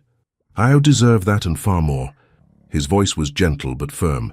"Now will you allow me to help you face Richard and end his threats once and for all?" After a moment's hesitation, Rebecca nodded. "Yes." The simple word carried the weight of years of solitary struggle. In that moment, something shifted between them. a barrier falling, a bridge forming over the chasm of her fears. "There's something else I need to tell you," James said, his expression softening. "Something I had planned to say under different circumstances, but which seems even more important now." Rebecca looked at him questioningly. "I meant what I said about courting you properly, Rebecca, but I find I cannot wait for the traditional progression of such things." He took a deep breath. "I am asking you to marry me, not out of pity or protection, though I offer both if needed, but because I love you and cannot imagine a future without you by my side." The proposal, so unexpected after her devastating confession, left Rebecca momentarily speechless. "James, you cannot know what you're saying. The risk is mine to take," he interrupted gently, "and I take it gladly. There would always be those who might discover the truth. Let them try." His smile held a hint of the ruthlessness that had made him so formidable in business. "I protect what is mine, Rebecca, and I want you to be mine as I would be yours completely and without reservation." The depth of emotion in his eyes, this man who had once been known for his coldness, moved her beyond words. Rebecca felt something breaking open within her, like spring thaw after a long winter. The walls she had built around her heart began to crumble. "Yes," she whispered, then more firmly, "Yes, I will marry you." James's face transformed with joy. He pulled her into his arms, holding her as though she were precious beyond measure. "You have made me the happiest of men," he murmured against her hair. When they finally separated, Rebecca felt lighter than she had in years, despite the threat still hanging over them. "What do we do about Richard?" she asked. "We confront him directly," James said, his expression determined. "But first, we ensure we have every advantage. Tell me everything you know about his supposed evidence." They spent the next hour strategizing, piecing together what Richard might have discovered and how they could counter it. When Elizabeth returned from her walk in the gardens, she found them seated together on the settee, hands intertwined, faces animated with purpose rather than fear. "Well," she said, observing their changed demeanor, "I see the truth has been shared and received with understanding. Thank heavens." Rebecca smiled at her friend. "James has asked me to marry him, Elizabeth, and I have accepted." Elizabeth's joyous response momentarily banished the shadow of Richard's threat. As the three friends shared luncheon in Briarwood's faded dining room, Rebecca allowed herself to hope that perhaps, after all her trials, happiness might finally be within her grasp. That hope was tested sooner than expected. As they prepared to return to London the following morning, a messenger arrived with an urgent communication. Richard Stewart had called a meeting of the Stewart family trustees for the following day, with the stated purpose of presenting evidence that would disqualify Rebecca from inheriting Briarwood. "He's moving quickly," James observed grimly as they read the message in the morning room. "He must be confident in whatever evidence he believes he has." "What do we do?" Rebecca asked, fighting to maintain her composure. "We proceed as planned." James's voice was calm, steadying. "I'll send word ahead to Lord Blackwood. He has connections in the Home Office that may prove useful, and I'll arrange for my solicitor to be present at this meeting." "I should be there as well," Rebecca insisted. "I won't hide while my future is decided by others." James studied her face, noting the determination that had replaced fear. "Very well, but you will not face Richard alone. I will be at your side throughout." The journey back to London was marked by a tension that even Elizabeth's attempts at light conversation could not dispel. Upon their arrival, James escorted Rebecca to her townhouse before departing to set their plans in motion. "Try to rest," he urged, kissing her hand in farewell. "Tomorrow will require all your strength. Will you come to me tonight?" "Before the meeting?" she asked, suddenly reluctant to let him go. "Of course. We will face this together, Rebecca. You are no longer alone." As James's carriage pulled away, Rebecca was struck by the profound truth of his words. After years of solitary struggle, she had found not just an ally, but a partner who saw her completely, her strengths and her flaws, her courage and her fear, and loved her not despite but because of who she truly was. That evening, as promised, James returned to her townhouse. He brought with him Lord Blackwood, whose quiet competence and evident loyalty to James were reassuring. The three of them, joined by Elizabeth, reviewed their strategy for the following day's confrontation. "Richard has requested that a representative from the magistrate's office be present," James informed them. "He clearly intends to make this a legal matter rather than merely a question of inheritance. Rebecca paled but maintained her composure. "He means to have me arrested." "He will not succeed," Lord Blackwood stated with quiet confidence. "I've made certain arrangements that should prevent such an outcome." The mysterious assurance in his tone prompted a questioning look from Rebecca. "Edward has certain connections that often prove invaluable in delicate situations," James explained. "It's better for all concerned if the details remain vague."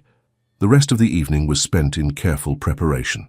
By the time James and Lord Blackwood departed, Rebecca felt as ready as she could be for whatever the next day might bring. Still, sleep eluded her as she lay in her bed, staring at the ceiling and contemplating how swiftly her life had changed, from lonely exile to the promise of love and partnership, all under the shadow of a threat that could still destroy everything. The next morning dawned grey and drizzling, fitting weather for the confrontation ahead. Rebecca dressed with particular care, choosing a gown of deep burgundy that conveyed both dignity and authority. Sophie helped arrange her dark hair in a simple but elegant style. "You look ready for battle, my lady," the maid observed. Rebecca met her eyes in the mirror. "In a sense, I am. But this time, I'm not fighting alone." James arrived precisely at the appointed hour, his formal attire and resolute expression matching her own battle-ready appearance. In the carriage on the way to the solicitor's office where the meeting would take place, he took her hand. "Whatever happens today," he said quietly, "remember that you are not defined by a single moment of desperate self-defense, but by every choice you've made since. Choices of dignity, resilience, and integrity." Rebecca squeezed his hand in silent gratitude for words that steadied her nerves and strengthened her resolve. The meeting room at Ainsworth and Son was already occupied when they arrived. Mr. Ainsworth rose to greet them, his expression concerned but professional. Lord Richard Stuart sat at one end of the long table, flanked by his own solicitor, and a stern-looking man whom Rebecca assumed was from the magistrate's office. To her surprise, Lord Blackwood was already present, engaged in quiet conversation with another gentleman in official-looking attire. "Ah, the happy couple," Richard drawled as they entered. "How touching! Though I fear your romance may be short-lived, Countess, once today's evidence is presented." "Lord Richard," James acknowledged coldly, "I trust you will conduct yourself with the decorum expected of a gentleman, despite all evidence suggesting that term may be misapplied in your case." Richard's smile faltered slightly at the thinly veiled insult. "Strong words from a man about to discover he has pledged himself to a murderess." "That is quite enough," Mr. Ainsworth interjected firmly. "This meeting will proceed with proper decorum or not at all." Once everyone was seated, the family trustee, a distinguished older gentleman named Sir Henry Blackwell, called the meeting to order. "We are gathered to address Lord Richard Stuart's claim that the Countess Rebecca Stuart is disqualified from inheriting Briarwood Estate under the terms of the entailment. Lord Richard, you may present your evidence." Richard rose, a look of triumphant malice on his thin face. "Thank you, Sir Henry. My evidence is both compelling and disturbing.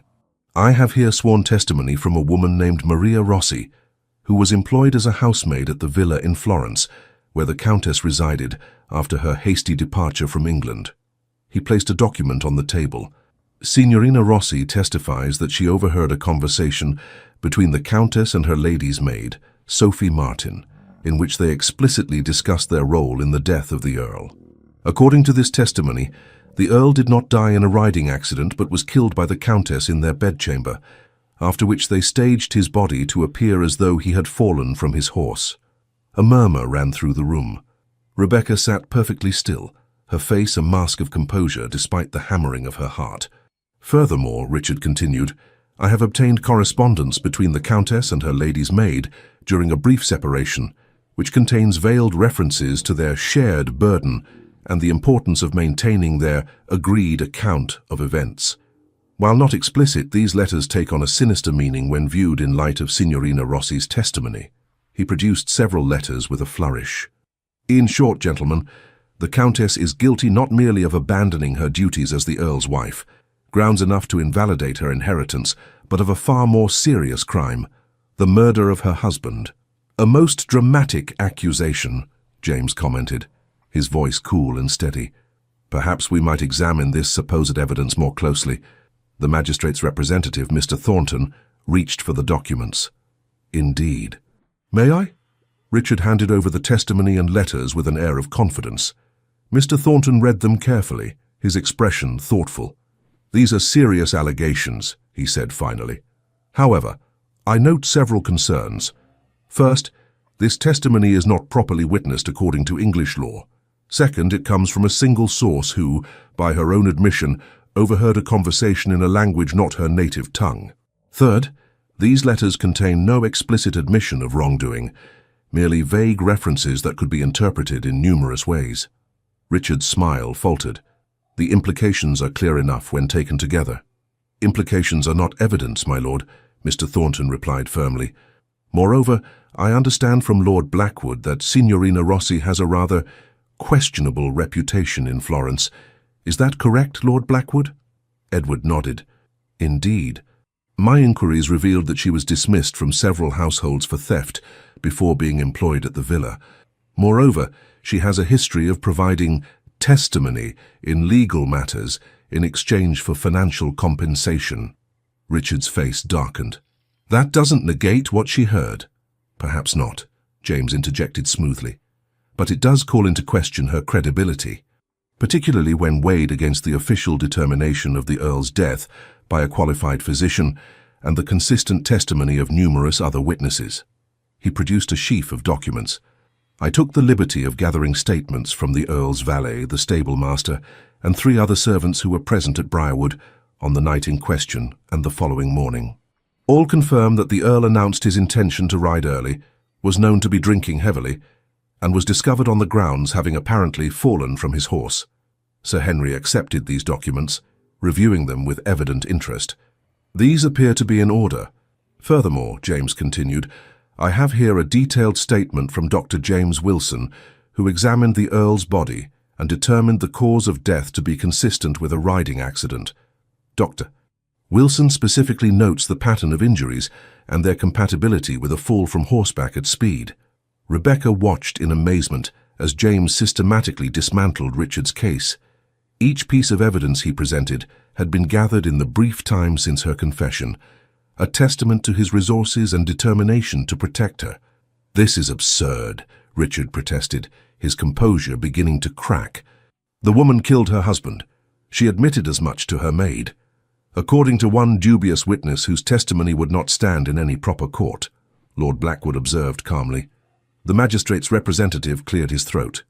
In light of the conflicting evidence and the substantial documentation supporting the original determination of accidental death, I see no grounds for pursuing a criminal investigation at this time. Richard turned on him, his face mottled with rage. For you've been bought. The Duke has used his influence to— That is quite enough, Lord Richard, Sir Henry interrupted sharply. Such accusations are both unseemly and potentially libelous. Mr. Thornton rose, his expression stern. I assure you, my lord, my assessment is based solely on the legal merits of the evidence presented. Should you wish to pursue this matter further, you are welcome to appeal to my superiors, though I caution that making unfounded accusations against a peer of the realm might lead to consequences you would find unpleasant. Richard's gaze darted between the assembled faces, finding no allies. His solicitor was studiously avoiding eye contact, clearly recognizing that their case had collapsed. As for the matter of the inheritance, Sir Henry continued, having reviewed all documents pertaining to the entailment, I find no grounds to invalidate the Countess's claim to Briarwood. She was the Earl's lawful wife at the time of his death, and the estate passes to her under the terms of both the entailment and his personal will.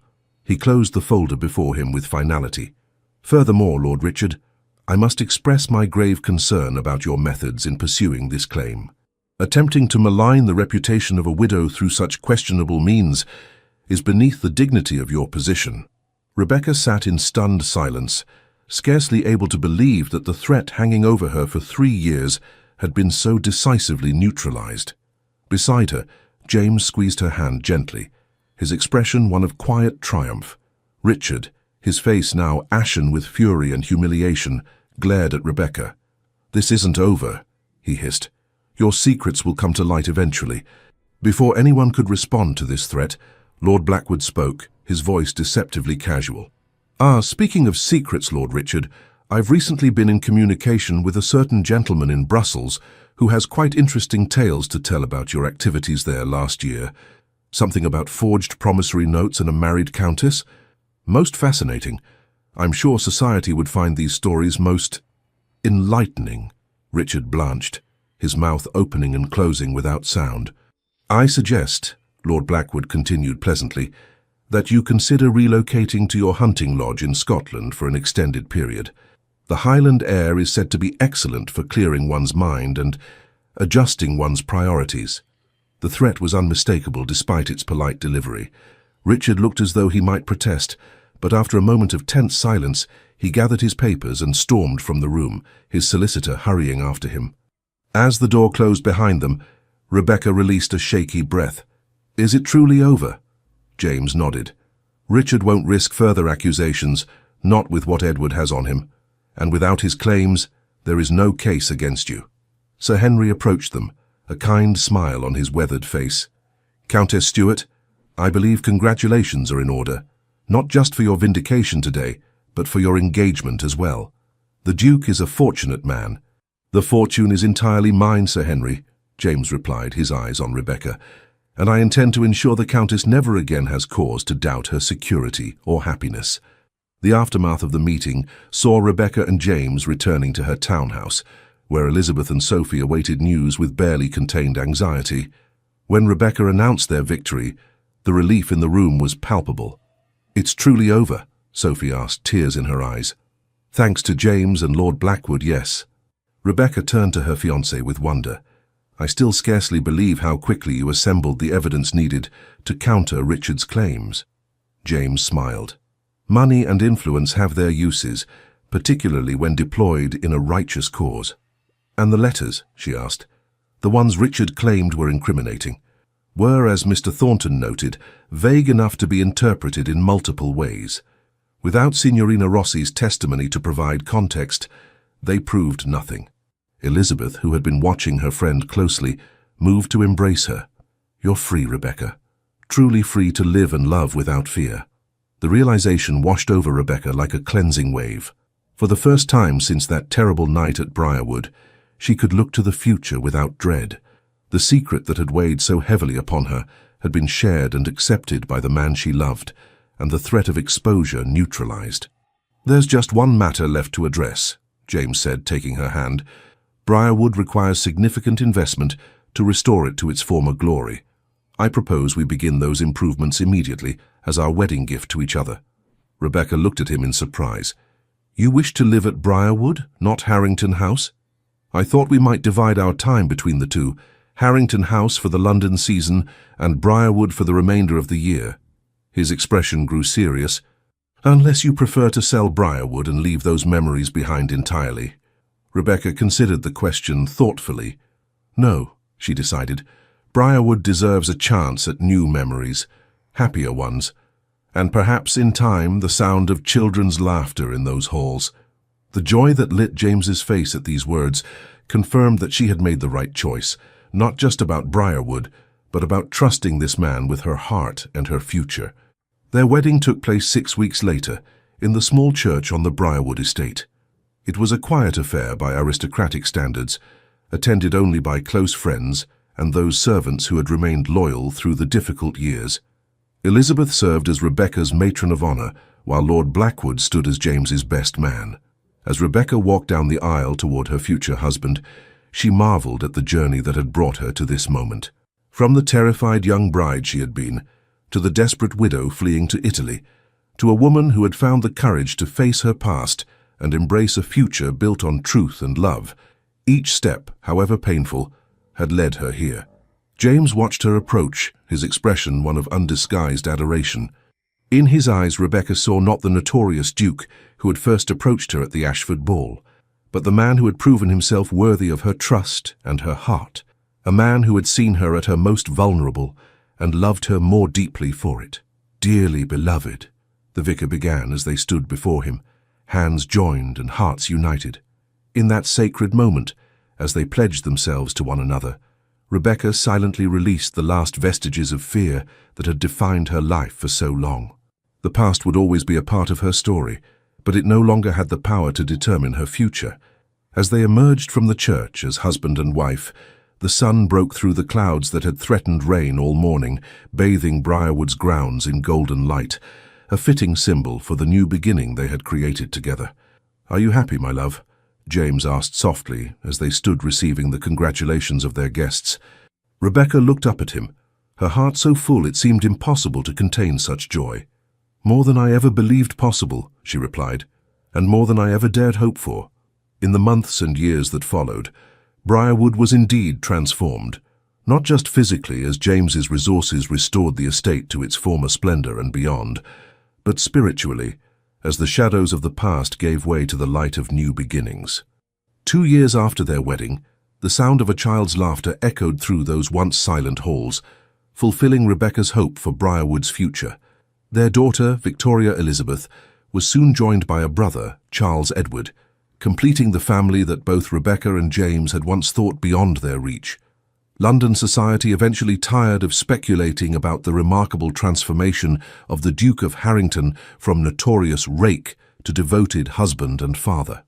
Those closest to the couple, however, understood that it was not a transformation but a revelation of the man James had always been beneath the cynical facade, and of the love Rebecca had never stopped believing in, despite the cruelties she had endured. On warm summer evenings, they would often sit together on the terrace overlooking Briarwood's gardens, watching their children play among the roses while discussing the day's events or their plans for the future. "Do you ever regret it?" Rebecca asked on one such evening, the 5th anniversary of their wedding. "Taking on my burdens, my past." James took her hand, pressing a kiss to her palm with the same tenderness he had shown since the beginning of their love. "Not for a single moment. You gave me far more than I gave you, a reason to be better than I was, a family I cherish above all else, and a love I never believed existed outside of poetry." As the sun set over Briarwood, painting the sky in hues of gold and rose, Rebecca leaned against her husband's shoulder, surrounded by the life they had built together, a life founded on honesty, redemption, and the transformative power of love that sees beyond masks and mistakes to the truth of the heart within. For the mysterious countess who had arrived at a London ball amid gossip and murmurs, and the relentless duke who had asked, "Who is she?" had discovered together the answer to a far more important question, not who they had been, but who they could become when brave enough to reveal their true selves to each other. And in that revelation, they had found not just passion or companionship, but the rarest and most precious gift of all, a love strong enough to heal the wounds of the past and build a future neither had dared to imagine. The end. Dear listener, in the drawing rooms of London society, they believed they knew James and Rebecca completely, a rake who would never change, a widow with secrets too dark to share. How easily we place others in boxes, don't we? How comfortably we decide their stories have already been written. But what truly transforms Rebecca and James's tale from mere romance to profound wisdom is this: they refuse to let others define their possibilities. The most revolutionary act in their story isn't their passion or even their courage. It's their magnificent defiance against the notion that people cannot fundamentally change, cannot begin again, cannot surprise even themselves with who they might yet become. Isn't this the unspoken battle many of you face each day?